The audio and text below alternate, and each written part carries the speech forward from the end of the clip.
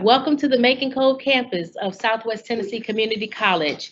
We are here today to inform you about our response to the coronavirus situation that we find ourselves. This is an unusual situation, unusual circumstances, and we know that you are on spring break, and we hope that you are enjoying your spring break. Those of you that are away, faculty and students, we hope you're enjoying your spring break. We want to have the most current information given to you, and I know that you are, while you're away, you still probably are thinking what is going on at Southwest, and so we did not want to wait until next week or later to give you information. So while this may be an unusual format, we felt is appropriate given the occasion. And again, we are here to give you as much information as we can about this situation that we find ourselves in, and our response, to answer any of your questions.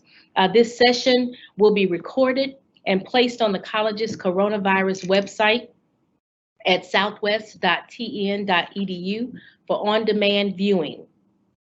Before we get started, I want to introduce the individuals who are here with me today, and they will be able to address your questions and your concerns as much as they are able to provide information to you. They will.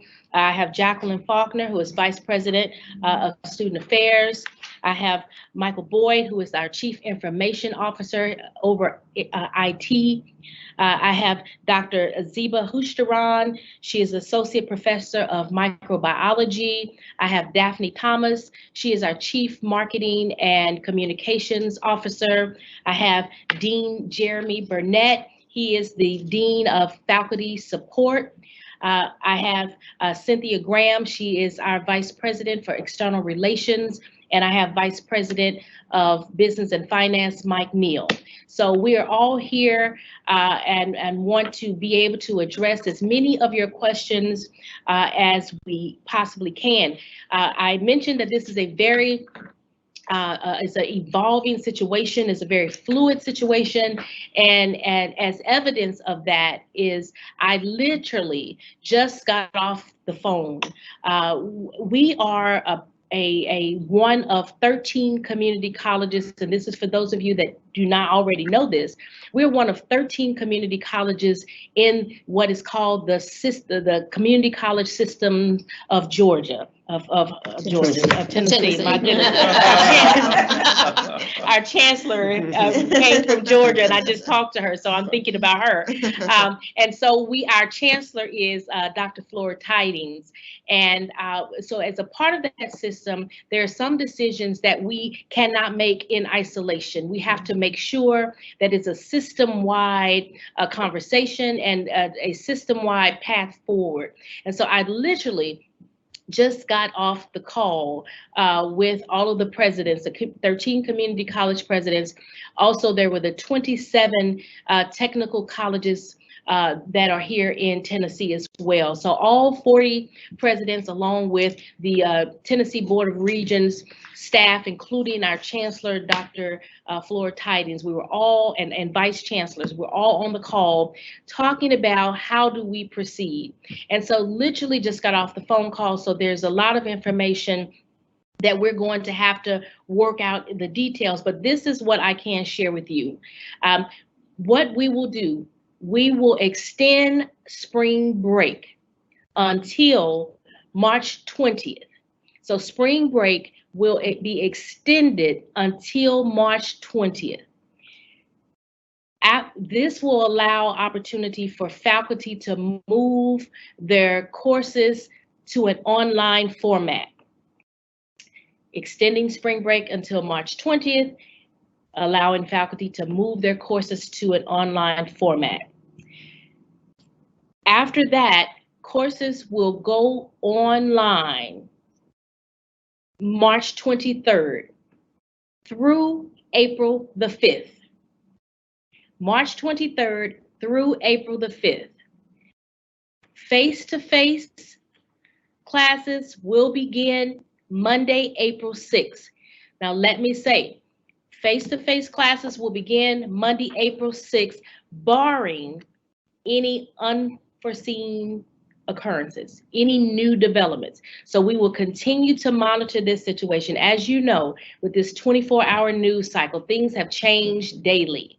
And that is what we face. Things have changed daily for us. As I just said, just getting off the phone call, just received the approval from Chancellor Tidings to extend spring break through next week, having classes online beginning March the 23rd through April 5th, with face-to-face classes resuming April the 6th.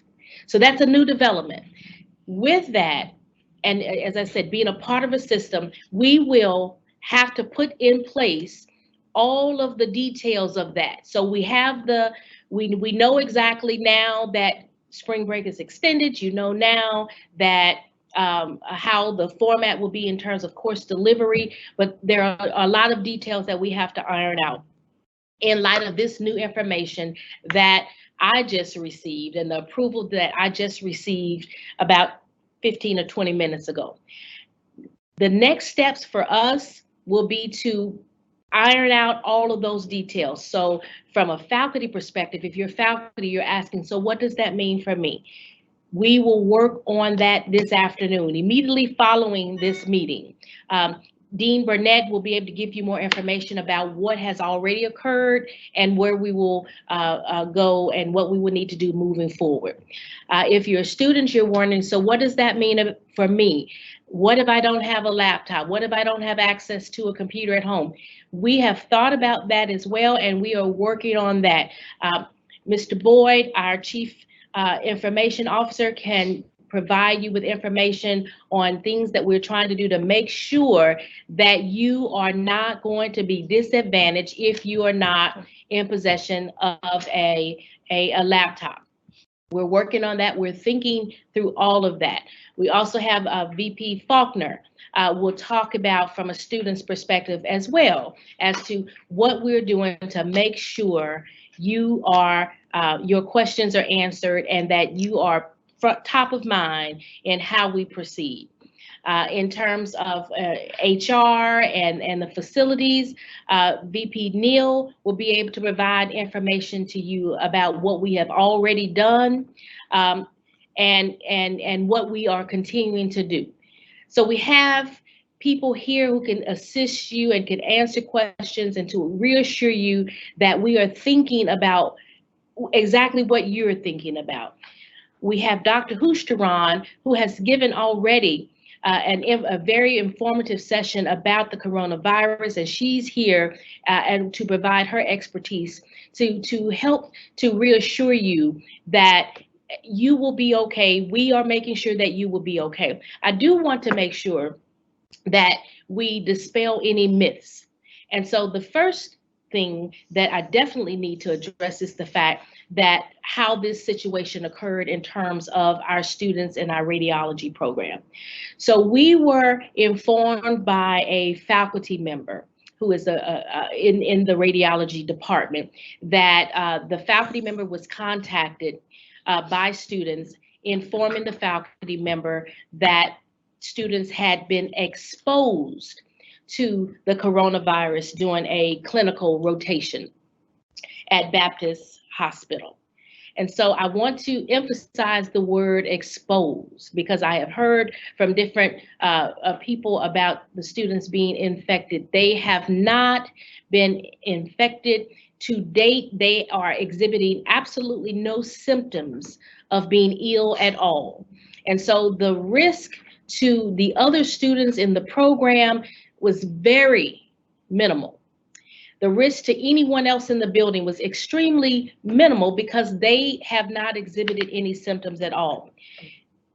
But out of an abundance of caution, we decided that we would still close the Allied Health building to increase our efforts to clean the Allied Health building. Although we did not begin to clean only when we heard about that situation. We had already started that process, and VP Neal can talk to you about that. But I just wanted to help to clear up any misinformation that may be floating out about those students. They have not been infected. They, at this moment, have not exhibited any signs of being ill. Again, the risk was low. We just wanted to make sure that, again, out of an abundance of caution, that we paid special attention to the Allied Health Building. That is the only building that we have been told that by the students that they have frequented. Let me say, when the students are in nursing or allied health buildings, their courses tend to all be in the same location. So if there are questions about how would we know that they hadn't gone other places, because once they are admitted into a nursing program or an allied health program, they go through these programs as a cohort, as a group. By that time, they've taken all of their general education courses that are offered in other parts of the campus. When they are in their actual programs, they are together in one space, typically the whole period of time that they're on campus. And so that's how we can be assured that the Allied Health Building is the only program that was impacted. So with that, I will turn it over to my colleagues to be able to share with you information. We'll start with VP Neal on the cleaning. I'll just make a few comments in terms of some of the things that we have done and are doing.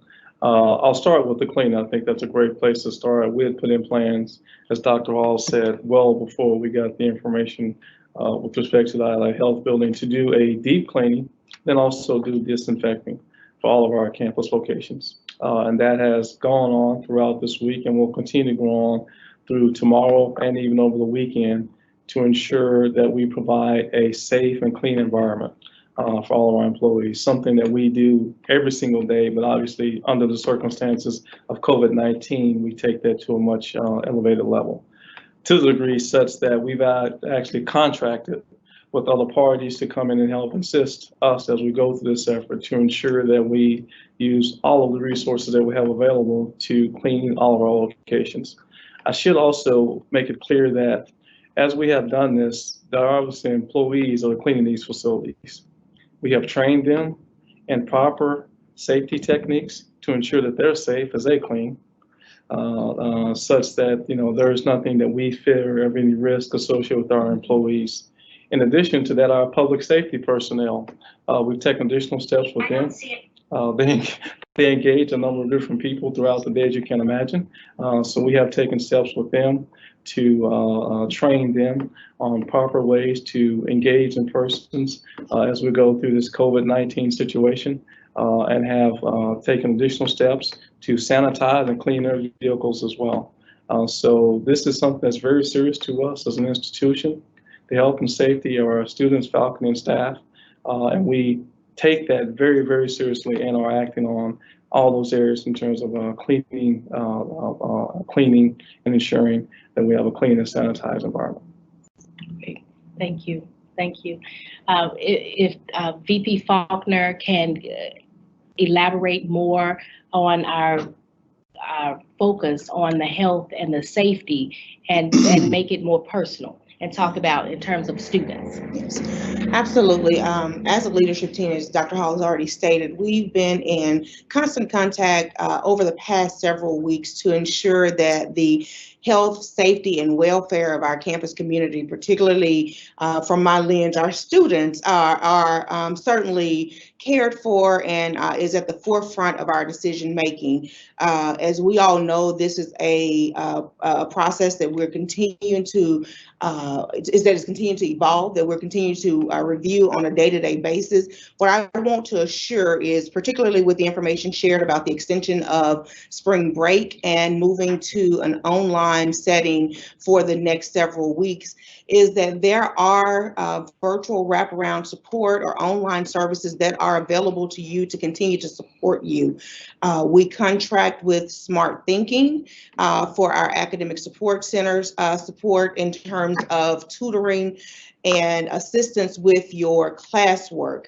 We know that our academic support center is physically located at all of our campuses, but for many students, if you are not comfortable during the online setting, during that period where we're in online courses, we certainly have resources available that's available on our retention and student success site.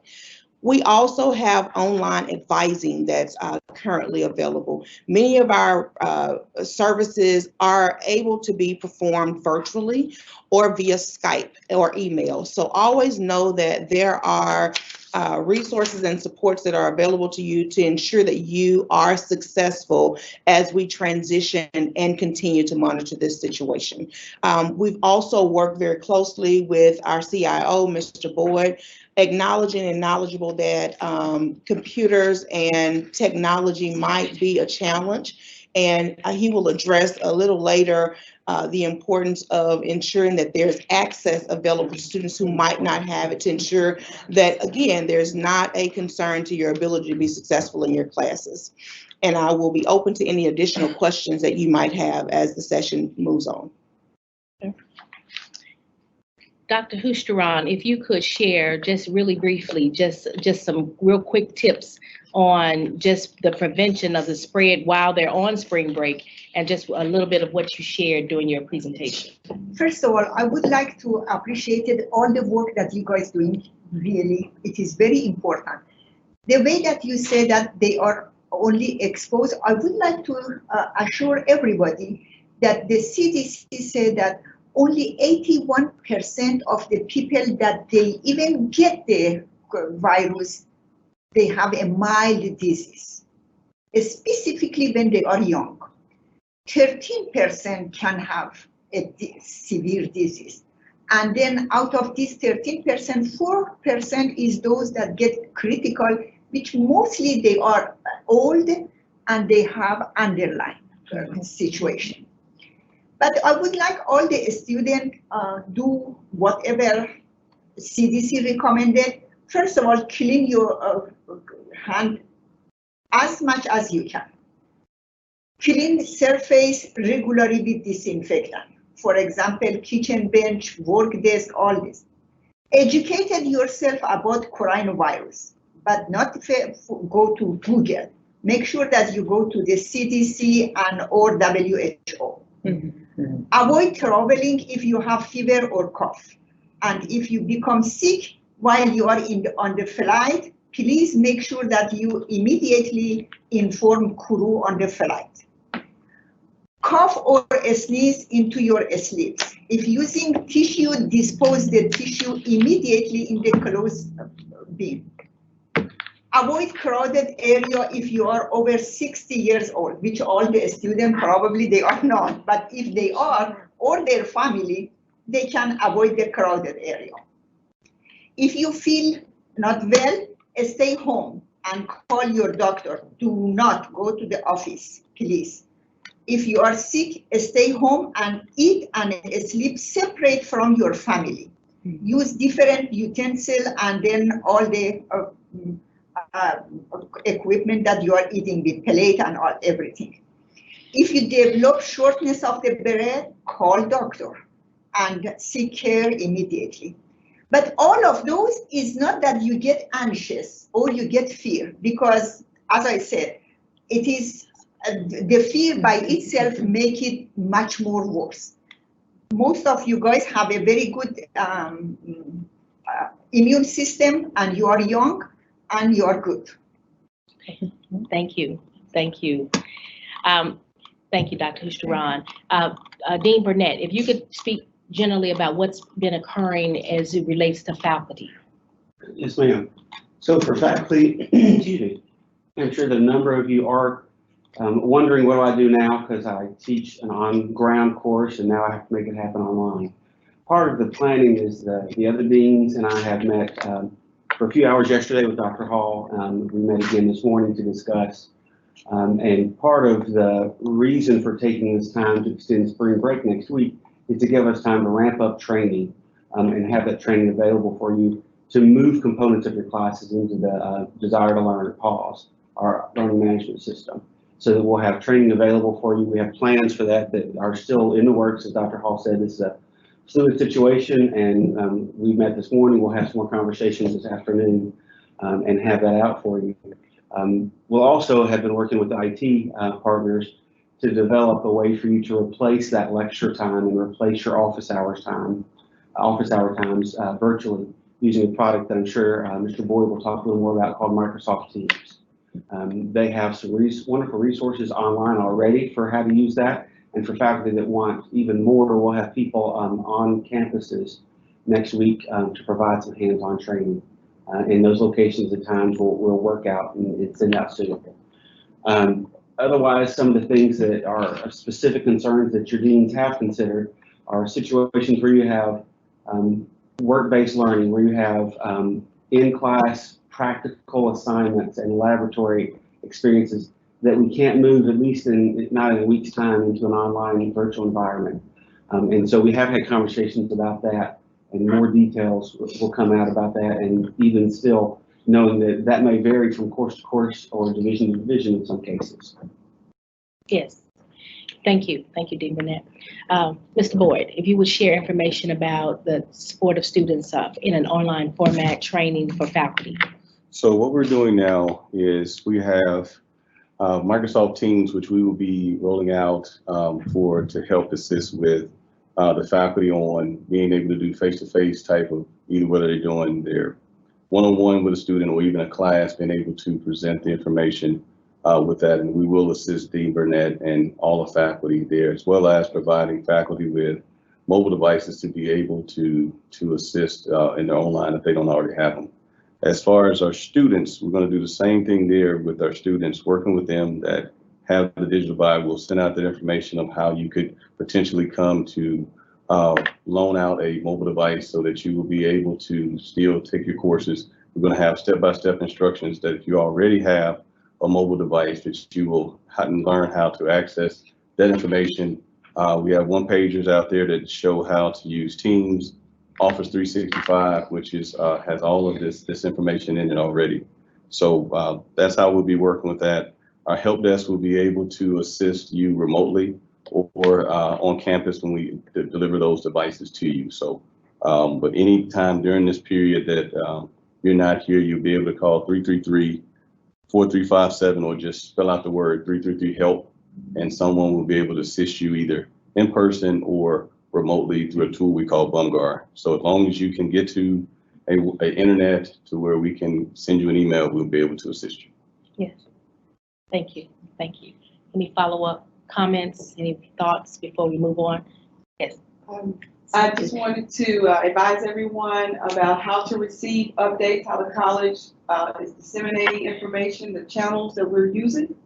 We have developed a coronavirus website that is designed with the different audiences in mind. So faculty have a tab, staff have a tab, and students have a tab.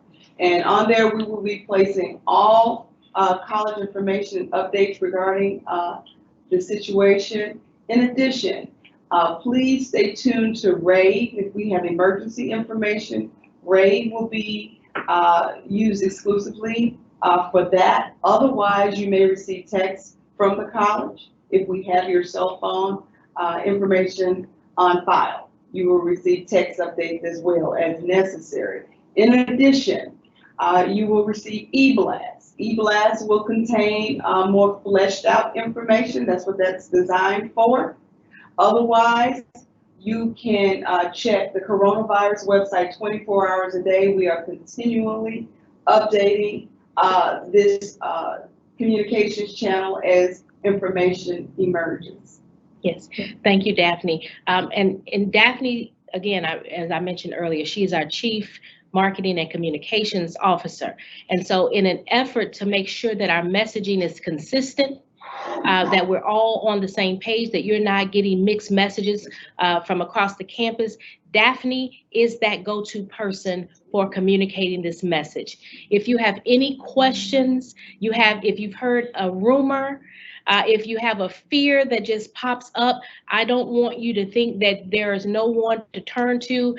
I want you, though, to make sure that you're getting accurate information, consistent information. And so Daphne Thomas, our Chief Marketing and Communications Officer, she is the person with whom you should contact, right, and with whom you should speak. Daphne, if you could please share your contact information. Absolutely. The best way to reach me is via email. I'm at B as in dog, J as in John, Thomas at southwest.tn.edu. If you want to call me, you may call me directly at my desk at 901-333-4368. I never call myself. But I monitor email and voicemail comes to my email around the clock. And I will respond to any questions you may have. If there is a delay, it is because I have forwarded your email to one of these people who can provide me the most up-to-date and pertinent information to answer your question. And once I receive that information from the subject matter expert, I will forward it back to you. Absolutely. Thank you. Thank you. So we now will turn it over to your questions because we know that we have a lot, and our Vice President of External Relations, Cynthia Graham, will read some of the questions. Let me remind you of the fact that some information we are just hearing that we are able to proceed in our direction now. Just again, the call for some of you that may have joined this call a little after 12. I recently had a meeting with the presidents from across the state and our chancellor. Again, just a reminder, again, for those that are new to the call, new to just joining us, we are a part of the Tennessee Board of Regents. It is consisted of and comprised of 40 colleges, 13 community colleges, 27 technical colleges. When we make decisions especially on a scale of closing a campus, that is not a decision that we can make in isolation. And so if the question is, well, why can't you just move quicker? When you have 40 institutions and you're part of a system, we have to discuss how we will proceed.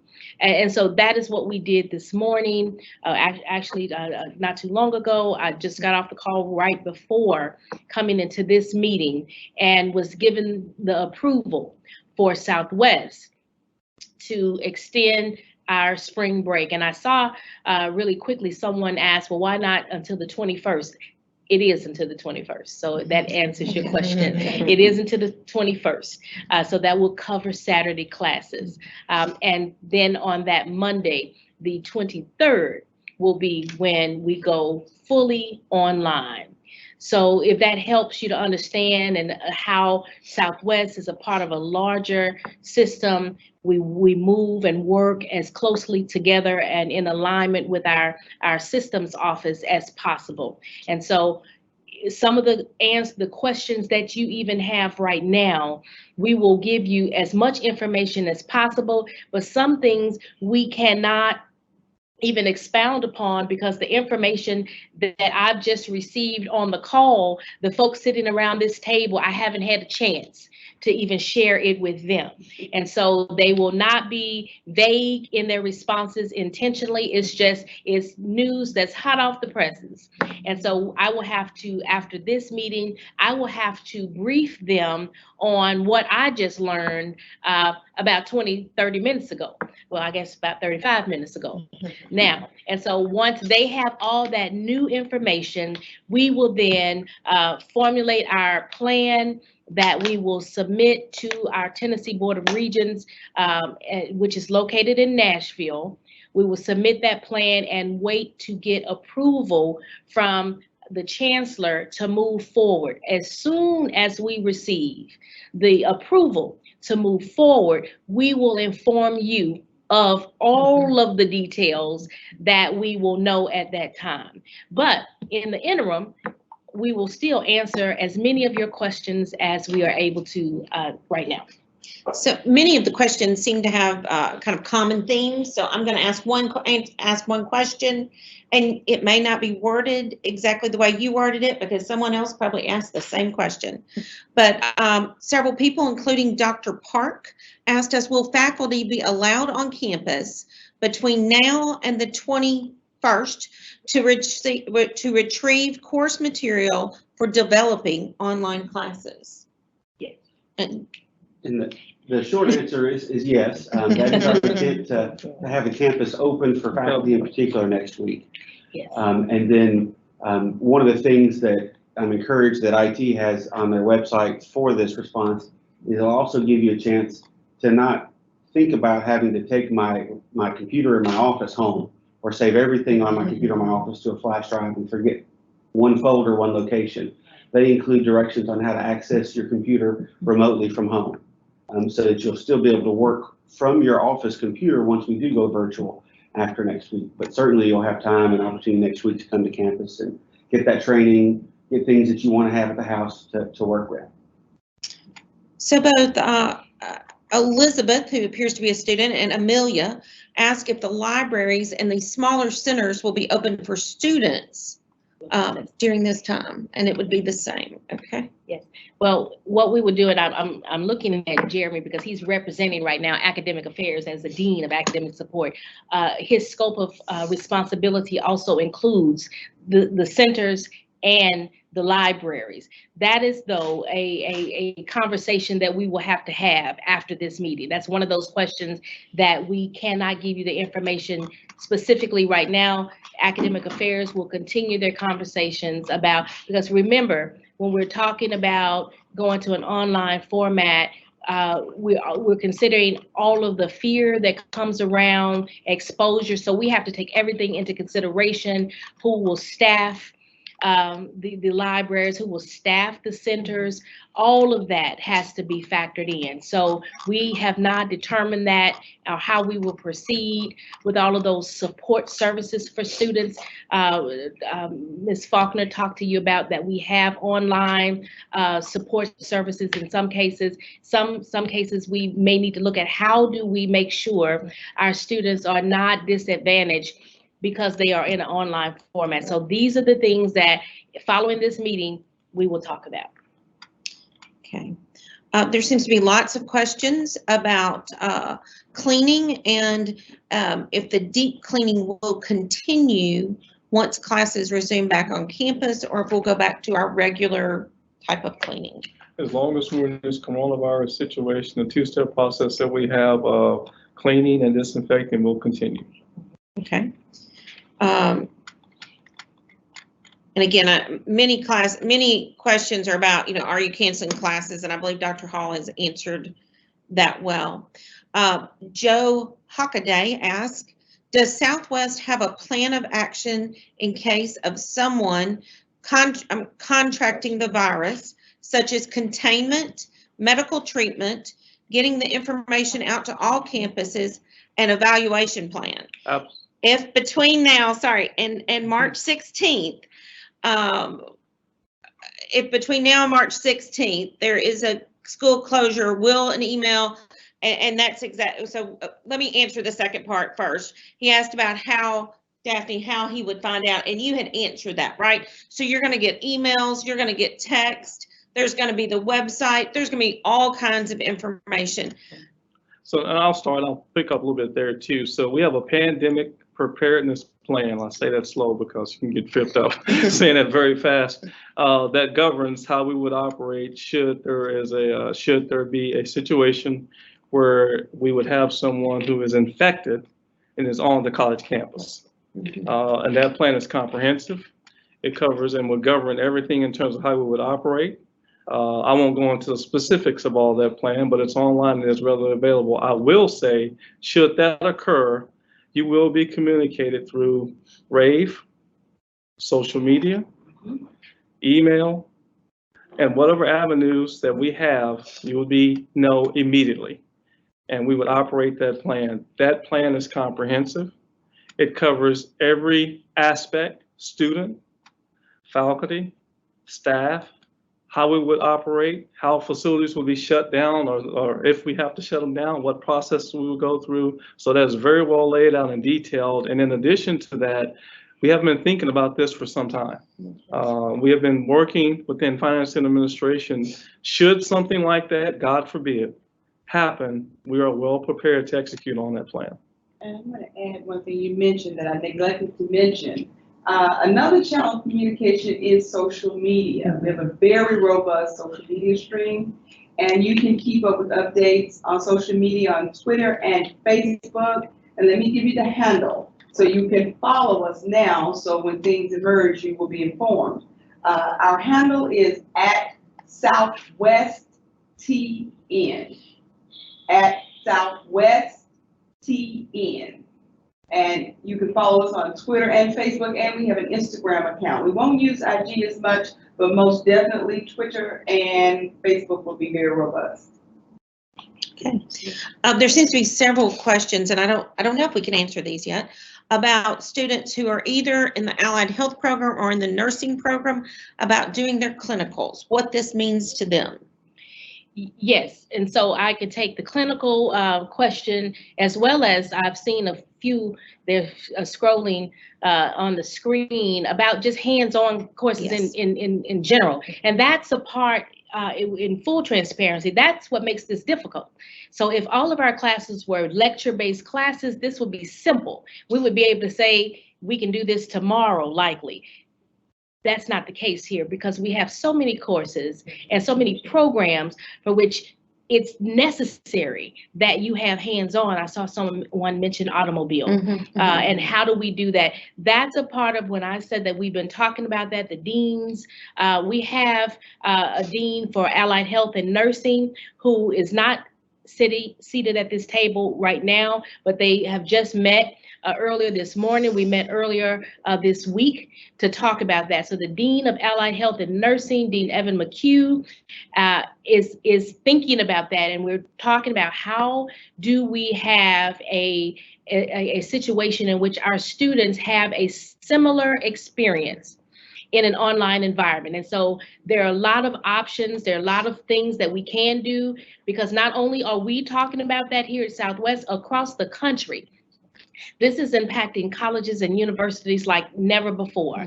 And so we not only will draw upon what we think is best for us and how to proceed, but we are drawn upon best practices, if we can say best practices. I think they've been best practices that have been implemented because of the nature of our situation, from colleagues all across the country on how are you making sure that your students are able to receive the same level of instruction, the same experiences, and meet the learning outcomes in an environment like this. As I said earlier, this is new.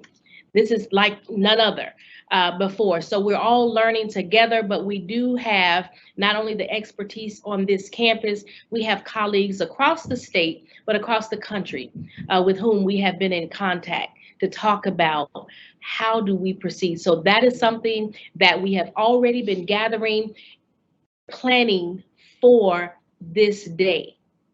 Let me say that again, planning for this day. We got and received the approval today to take our courses online. This was not the first day that we started thinking about how we do that. So as soon as we learned about how this coronavirus situation was escalating, not only across Tennessee, but nationally, and we kept our eyes tuned to the news about what other colleges and universities are doing. So we have been talking about this for, it seems like, months and months, but we've been talking about this. So this is not a new concept of how would we address the clinicals, how would we address hands-on learning in our automotive programs. So what now we are faced with is what we have been talking about, what we have etched and sketched out as a possible direction. It has become reality. And so we will put all those plans, finalize those plans this afternoon and send them to our chancellor in Nashville. And upon approval of our plan, we will inform you about that. So again, trust us that we have been thinking about this for some time now, about how do we take a course that you have to have hands-on, how do you put that in a format online? We will have the answer for you tomorrow. A few more questions, kind of in that same vein. William asked about classes that have a lab component. That would be similar. Okay. Absolutely. Then we have someone asking, with the extra week off, will the semester still end on May 7th? Or will it be extended to make up for the time off? That is a question that came up during the call with the presidents this morning. How will we do that? That we will wait for guidance from the Tennessee Board of Regents on what we would do in the event that should happen.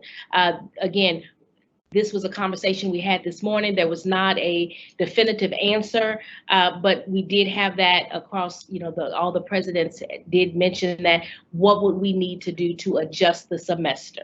Let me say this, that in addition to being a part of the Tennessee Board of Regents, our accrediting body is called FacetoFace. It's a long name, but it just means that they make sure that we are providing a rigorous academic programming, that we are looking to make sure that our student affairs and all of our financial business is in order, to make sure that when you graduate from Southwest, you have a degree that is meaningful, that it means something. And so we have guidance from our FacetoFace, our accrediting body, on how to proceed in a lot of cases, but namely in making sure that we do no harm to students.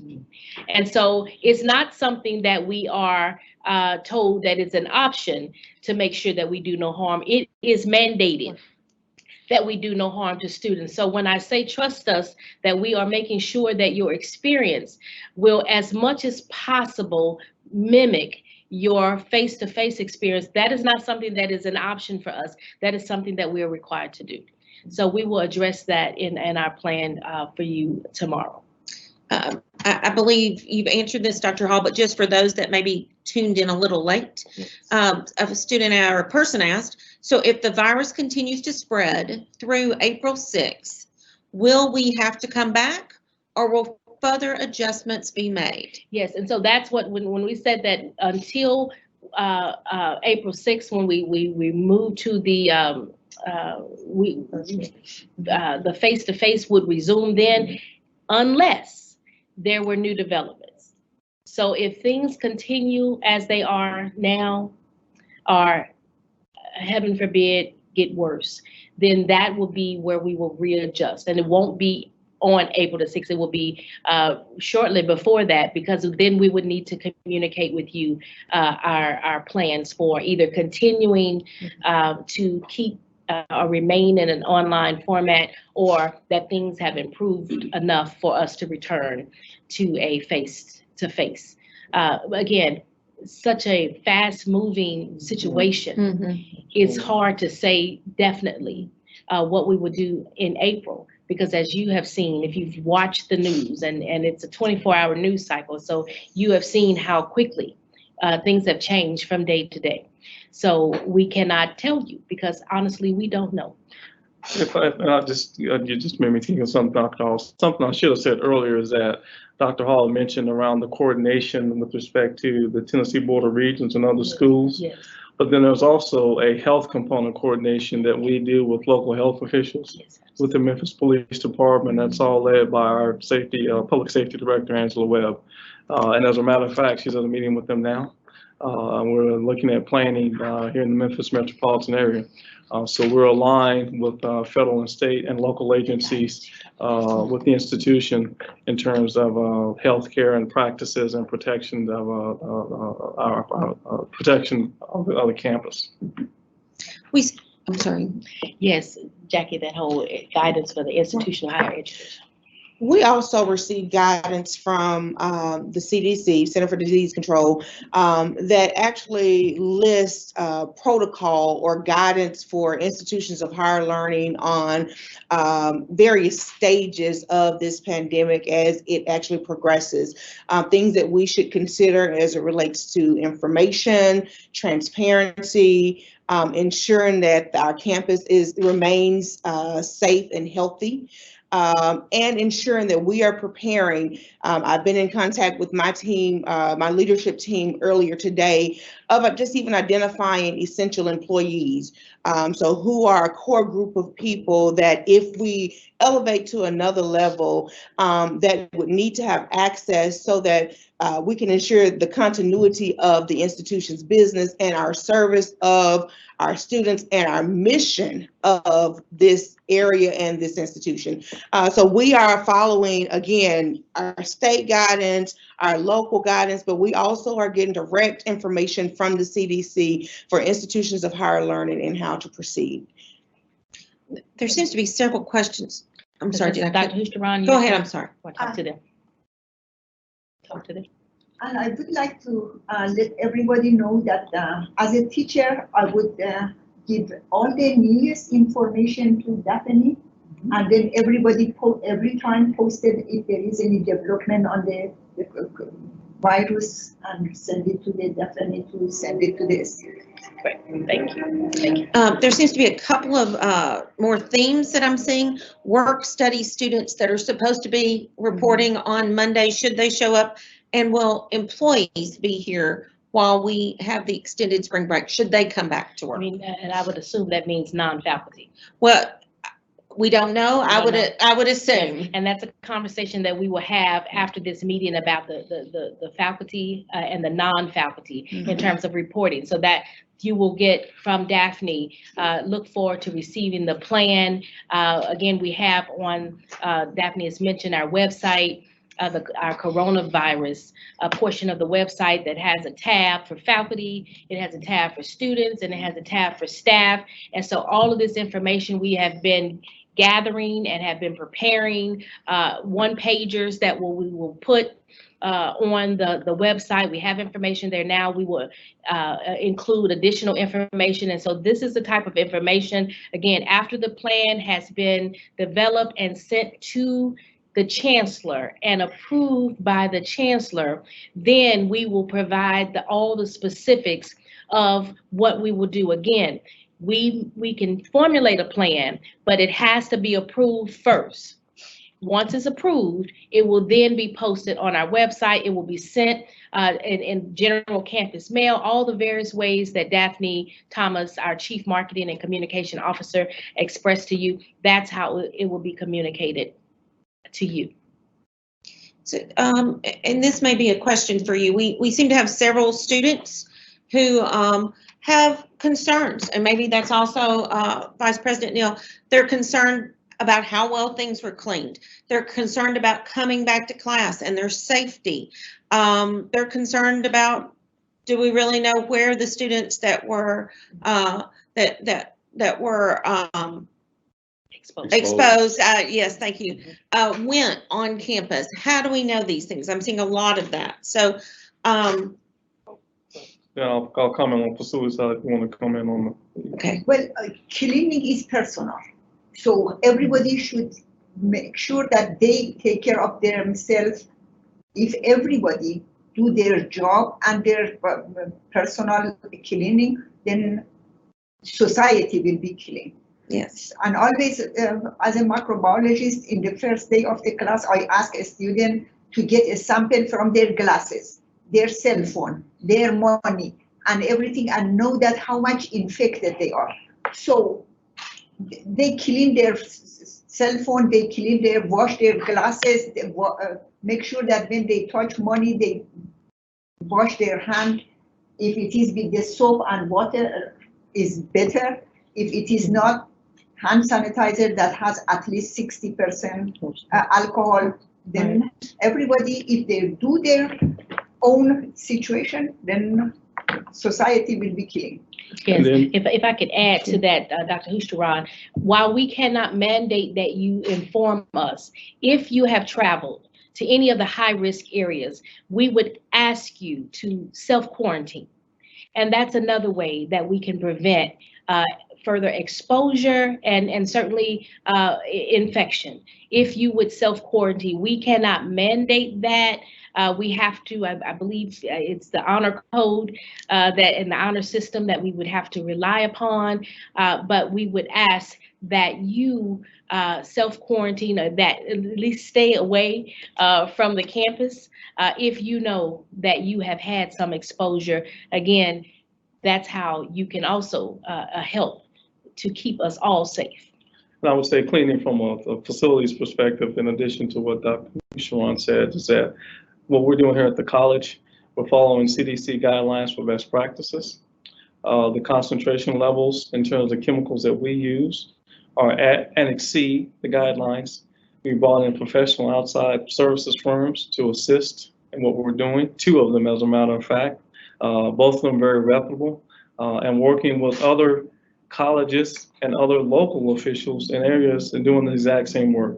So we think the practice and what we're doing is something that is at a very high level, and very confident that the cleanliness that we're doing from a physical plant standpoint is something that you should feel comfortable in. If we are going to be open, as Dr. Hall said, well, we'll make those decisions after this, but if the campus is still open, it'll be a safe campus. Yes. I just saw a question that intrigued me about disruption and proceeding on to grad school. And I want to assure you that this is not a situation, as you know, that's occurring in isolation. And so normal protocol, normal procedures that we've had historically in academia, we are all reevaluating how we proceed. And so, again, I mentioned the do no harm to students.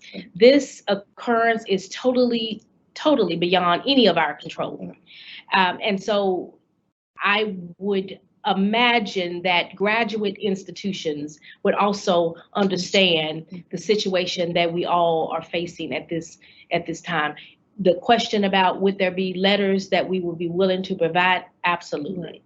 Absolutely. It is nothing uncommon for my office to write letters for students who are proceeding to professional schools, to undergraduate schools, their baccalaureate degree granting programs, about situations, extenuating situations that occur that will impact that admission standard. So my office and the Office of Student Affairs certainly avail ourselves to assist in any way in your transition to next level.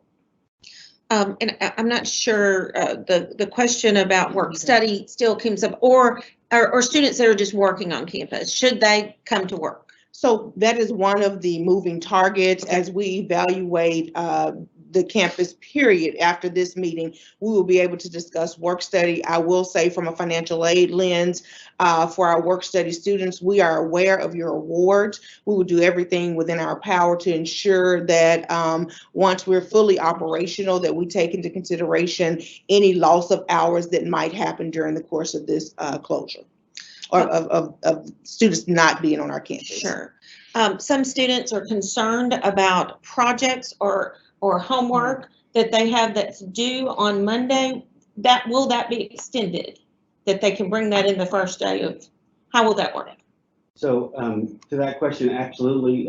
Since we are going to be extending spring break, classes won't go back into session until the 23rd. Regardless, that means that the classes are essentially canceled, so you don't have homework due Monday. We'll communicate that clearly to faculty as well to let them know that because we've extended our spring break, that all of those due dates would need to be pushed back a week. I'm going to have one more question. So many of the questions are either very specific, and we'll try to answer those afterwards, or we have covered their question with someone else's question. But one of the questions that came up that I think is so important: does this affect every campus of Southwest? Absolutely. We are one campus. And so regardless of which location you are on, it affects all of the campuses. I wanted to, in some closing comments, to say to you, as we're here, I'm sitting here and I'm listening, but I'm reading some of your questions. And what I wanted to tell you is that your questions, even though we may not have answered your specific question right now, your questions, please send them. Continue, because they will inform our plan. Because this helps us to see your concerns. This helps us to make sure that in our plan is comprehensive, because while the few of us sitting around the campus, around the table and the deans, we're just a finite group of people. And so we can think of things, but your questions, your comments, your concerns, it helps us to think differently. And so while your question may not be answered right this moment, we will gather all of this information that you have submitted to us. And then as we are formulating the plan, we will keep all of that at top of mind as to make sure we're addressing all these issues. In addition, when we send out the plan to you, the goal and the plan is to address the questions. And so we have a frequently asked question page on our coronavirus portion of our website. So your questions, while they may not be answered right now, they will be addressed under that. It's under general information tab. And when you go to the general information tab, you'll see FAQs. What you have submitted to us during this format will be seen under that tab. And because there are so many that are similar, they may be grouped in themes that address the individual, because if there are 20 people with the same question, we won't list it 20 times, we would just have that one question. So that will be on there as well. I want you to know that we have tried to be as comprehensive as possible. We will continue to try to be as comprehensive as possible in addressing your concerns. I've seen some of the conversations about travel, about events. We've submitted information already about travel. We met yesterday to talk about events and to review events. All of that we have been thinking about. We've talked about some things we've already submitted to you. Again, this is changing so rapidly. We're trying to stay abreast of everything, but we will send all of that out to you. Our position on travel, on again, our events, and will we hold events on campus? If so, what's the criteria for holding an event? All of that we've had conversations about. So I just wanted to thank you for being here with us. It's just been an hour, and I know there's more questions, more concerns that we could not barely address all of the things that you have concerns about. But we wanted to let you know what I said at the top of the hour was that the semester, the spring break, has been extended until March the 21st, covering that Saturday, online. So that will give faculty an opportunity to take and move their courses to an online format. Again, faculty, you will hear more information about that. This is not all you will hear about it. We'll tell you more. But that will give us an opportunity to have you move courses to an online format. We'll look at all the wraparound support services. That gives us another week. So enjoy an additional week, students especially, of your spring break, and all of you who are out, and hopefully you're getting some rest. So that gives us a week. We will then move into an online format until April the 5th with FacetoFace classes beginning April 6th, unless there are unforeseen circumstances, unless this situation that we find ourselves in moves into even more serious situation. So we will reassess at that time.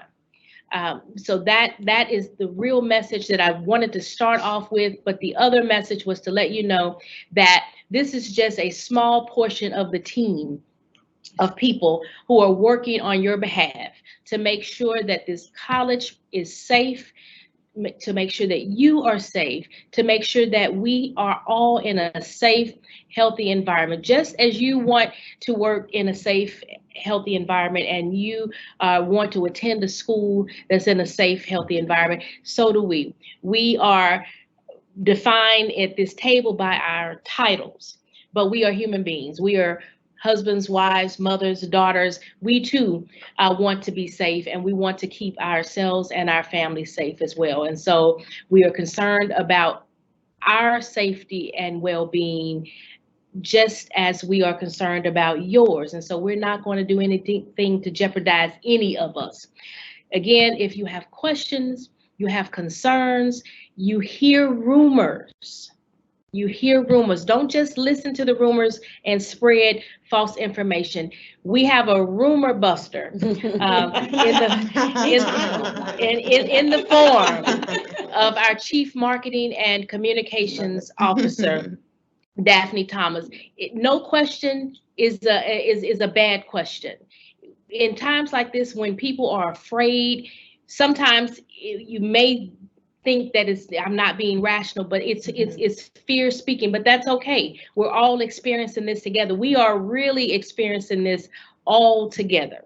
And so we want you to know that we want to address all of your concerns, and we want you to feel at ease. We want you to know that at Southwest, we do care about you. We are your best choice. We keep telling you that, and we want you to believe that. Daphne, provide your information again, and with her last comments, we'll say thank you.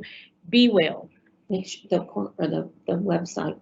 Yes. Okay. So if you have follow-up questions to, after this session or questions in the days to come, you may email them to me at D as in dog, J as in John, Thomas @southwest.tn.edu.